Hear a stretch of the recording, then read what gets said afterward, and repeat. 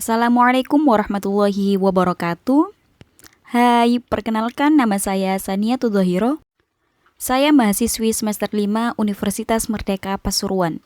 Kali ini saya ingin mempresentasikan tugas hukum konstitusi dengan judul Peran Mahkamah Konstitusi dalam menjaga stabilitas hukum di Indonesia. Sebelum itu, saya ucapkan salam hormat kepada dosen pengampu saya, yakni Bapak Ahmad Syukron, SH.MH. Baiklah teman-teman, Mahkamah Konstitusi adalah lembaga negara di Indonesia yang memiliki peran strategis dalam menjaga stabilitas hukum dan konstitusionalitas di negara kita. Sesuai dengan Undang-Undang Dasar 1945, Pasal 24C, Ayat 1 yang berbunyi, Mahkamah Konstitusi berwenang mengadili pada tingkat pertama dan terakhir yang putusannya bersifat final untuk menguji undang-undang terhadap undang-undang dasar. Memutus sengketa kewenangan lembaga negara yang kewenangannya diberikan oleh undang-undang dasar. Memutus pembubaran partai politik dan memutus perselisihan tentang hasil pemilihan umum. Pada ayat 2 juga dijelaskan tentang kewajiban dari Mahkamah Konstitusi, yakni berbunyi, Mahkamah Konstitusi wajib memberikan putusan atas pendapat Dewan Perwakilan Rakyat mengenai dugaan pelanggaran oleh Presiden dan atau Wakil Presiden menurut Undang-Undang Dasar. Dari sini kita setidaknya tahu apa kewajiban dan wewenang dari Mahkamah Konstitusi. Kemudian apa sih peran dari Mahkamah Konstitusi dalam menjaga stabilitas hukum di Indonesia?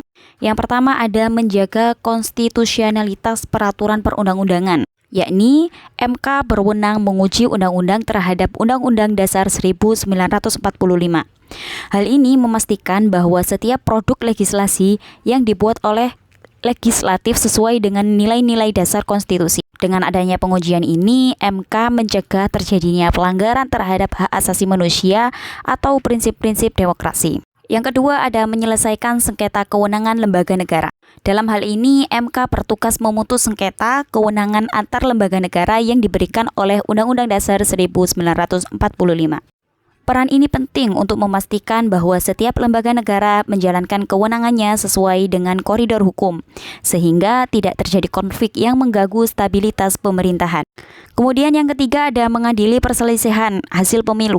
MK memiliki kewenangan menyelesaikan sengketa hasil pemilu, baik pemilihan presiden, legislatif, maupun kepala daerah. Proses ini membantu memastikan bahwa hasil pemilu yang diakui adalah hasil yang sah, sehingga stabilitas politik dapat terjaga. Yang keempat, yakni melindungi hak konstitusionalitas warga negara. Dalam menguji undang-undang, MK juga melindungi hak-hak dasar warga negara yang dijamin oleh konstitusi. Keberadaan MK memberikan ruang bagi masyarakat untuk mendapatkan keadilan apabila merasa dirugikan oleh undang-undang yang bertentangan dengan Undang-Undang Dasar 1945. Yang kelima, yakni memberikan kepastian hukum. MK memberikan tafsir yang mengikat terhadap konstitusi yang menjadi panduan bagi lembaga negara dan masyarakat dalam menjalankan aktivitas hukum. Dengan tafsir ini, MK memastikan bahwa hukum di Indonesia tetap konsisten, adil, dan dapat diprediksi. Kemudian yang terakhir yakni mempertahankan stabilitas demokrasi. Sebagai penjaga konstitusi, MK memiliki peran menjaga sistem demokrasi tetap berjalan sesuai dengan prinsip-prinsip yang diatur dalam Undang-Undang Dasar 1945. MK menegaskan pentingnya supremasi hukum dalam kehidupan politik sehingga stabilitas demokrasi dapat terwujud. Kesimpulannya, Mahkamah Konstitusi adalah pilar utama dalam menjaga supremasi hukum dan stabilitas konstitusionalitas di Indonesia. Dengan perannya yang mencakup pengujian undang-undang, penyelesaian sengketa antar lembaga, pengadilan perselisihan hasil pemilu, hingga perlindungan hak asasi, MK memastikan bahwa hukum tetap menjadi dasar utama dalam mengelola negara. Keberadaan MK mencerminkan komitmen Indonesia terhadap prinsip negara hukum dan demokrasi yang sehat. Baiklah, itu saja yang bisa saya sampaikan, kurang lebihnya mohon dimaafkan. Cukup sekian. Wassalamualaikum warahmatullahi wabarakatuh.